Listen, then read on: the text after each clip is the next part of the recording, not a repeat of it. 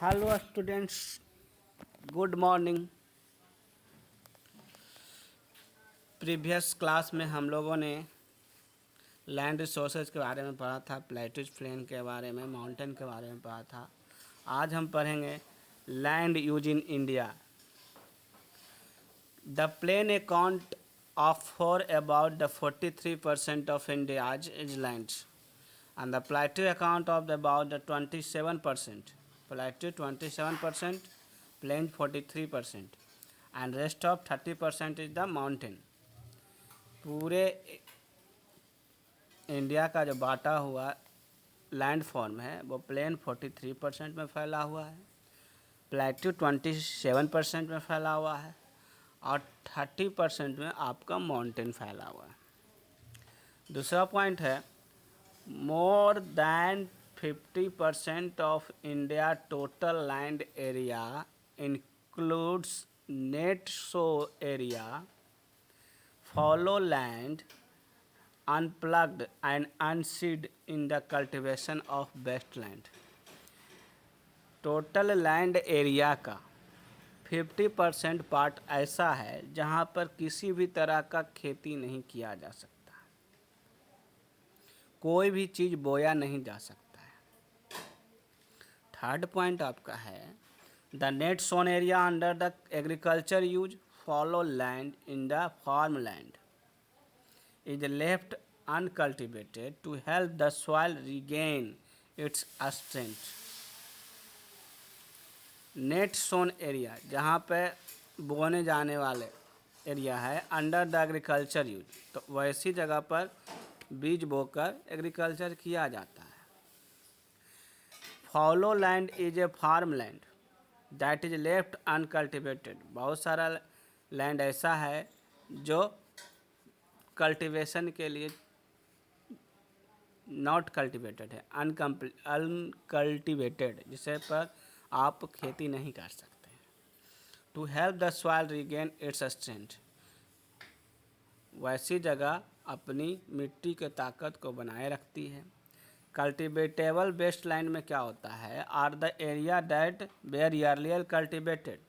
Cultivated waste land area में पहले उस पर खेती होती थी, लेकिन बाद में, है ना, अब वहाँ बिकम अनसुटेबल फॉर एग्रीकल्चर, वो अब जो है अनसुटेबल हो गया है फॉर एग्रीकल्चर के लिए, यानी सुटेबल नहीं है एग्रीकल्चर के लिए, इसीलिए वो बेस्ट कल्टिवेटेबल बेस्ट लैंड हो गया। And this area may be made of suitable for farming by the checking of soil erosion taking other measures.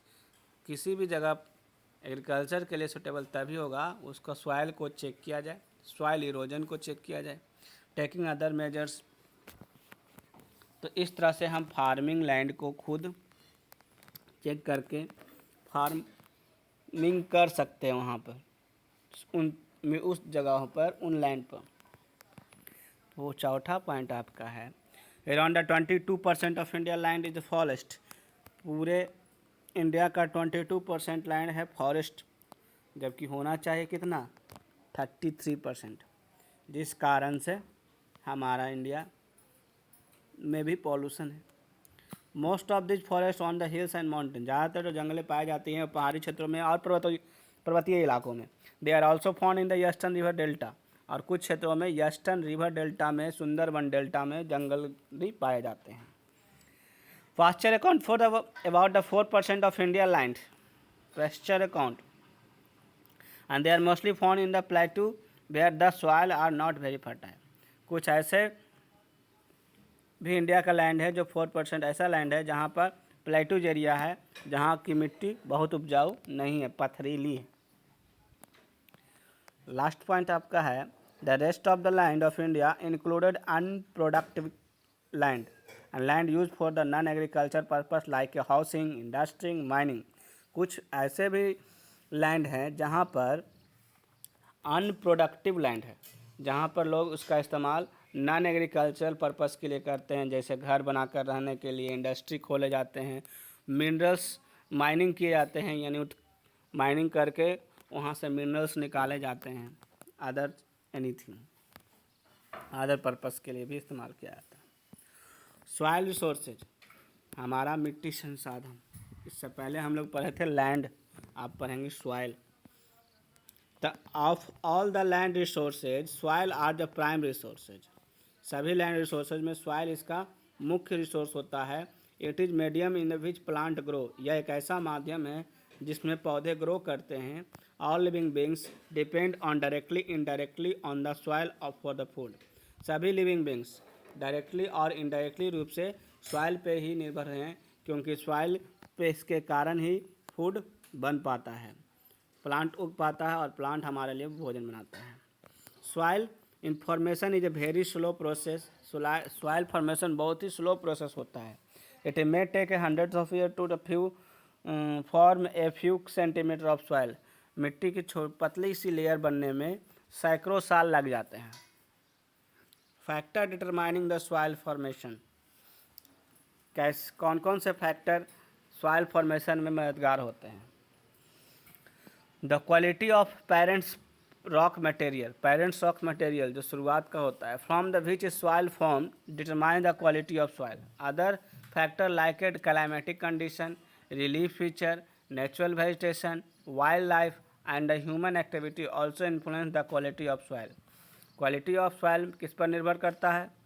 तो सबसे पहले तो पेरेंट्स रॉक मटेरियल पर निर्भर करता है। उसके अलावा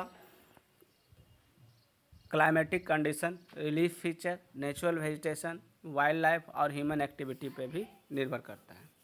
जैसा कि आप पिक्चर में देख रहे हैं, है ना, सब सॉइल सैंड साल्ट क्ले ऊपर है। सबसे ऊपर आपका टॉप सॉइल है, उसके नीचे आपका सब सॉइल है, फिर उसके नीचे आपका बेदरिंग रॉक्स है और सबसे नीचे आपका पेरेंट्स रॉक्स है। तो ये 4 लेयर में आपका सॉइल बटा होता है। सबसे ऊपर का टॉप सॉइल, फिर उसके नीचे का सब soil with the sand salt and clay होता है, फिर उसके नीचे ब्रेडर रॉक्स होते हैं और सबसे नीचे पेरेंट्स रॉक्स होते हैं। यह आपका सॉइल प्रोफाइल है, जैसा कि फिगर में भी दिखाया गया है। Soil contain 45% mineral, 25% water, 25% air and 5% organic matter. 45% इसमें मिनरल पाया जाता है, 25% वाटर मिट्टी में और 25% एयर और 5% इसका ऑर्गेनिक मैटर होता है, जिसको उपजाऊ बनाने का काम करता है, फर्टिलिटी को बढ़ाता है। Fact of the fact underline. आगे पढ़ेंगे हम लोग soil types in India. India में कितने प्रकार की मिट्टियाँ पाई जाती है? India has a variety of relief climate and parents rock structure. यहाँ वेराइटी रिलीफ फीचर है, इस क्लाइमेट यहाँ का अलग अलग है, पेरेंट्स रॉक स्ट्रक्चर भी सब जगह अलग अलग मिलता है। ड्यू टू डिज वैलिड, यही सब विभिन्नता के कारण, वैलिड फीचर्स के कारण India has rich variety of soil. India में बहुत ही अच्छी वेराइटी का सॉइल मिलता है। And the India soil structure can be divided into following category, है ना। इंडिया में कई प्रकार की मिट्टी पाया जाता है, जिसमें पहला है alluvial soil, black soil, red soil, laterite soil, sandy soil, mountain soil, desert soil. ये सभी अलग अलग कैटेगरी का नाम है सॉइल का। तो सबसे पहला हम पढ़ेंगे एलुवियल सॉइल के बारे में। Alluvial soil is the most fertile and formed in the river valley and the delta as a silt. Alluvial soil is the most fertile. सबसे ज़्यादा उपजाऊ मिट्टी एलुवियल सॉइल होता है, जो कि रिवर वैली से डेल्टा के द्वारा सिल्ट के रूप में छोड़ दिया जाता है प्लेन भागों में, उससे बनता है। And delta R also called coastal plain. Delta को भी कोस्टल प्लेन भी कहते हैं। The large river like a Ganga, Sutlej, Yamuna, Brahmaputra along with their tributary deposit millions of tons silt every year. प्रत्येक साल मिलियंस ऑफ टन्स प्लेन भागों में ये सभी नदियाँ सिल्ट के रूप में छोड़ जाती है और यही सिल्ट उस एलुवियल सॉइल के रूप में बहुत ही फर्टिलिटी को बढ़ाता है।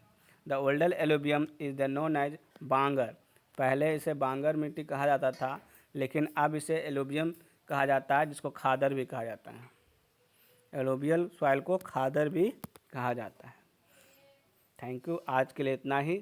आप लैंड यूज इन इंडिया को नोट्स में बनाएंगे। सॉइल रिसोर्सेज के बारे में, मिट्टी का कौन कौन से लेयर होते हैं उसके बारे में लिखेंगे, कितने प्रकार के होते हैं इसके बारे में लिखेंगे। Thank you. ये नोट्स में करके हमें पिक खींचेंगे, कर भेज देंगे। Thank you. Have a nice day.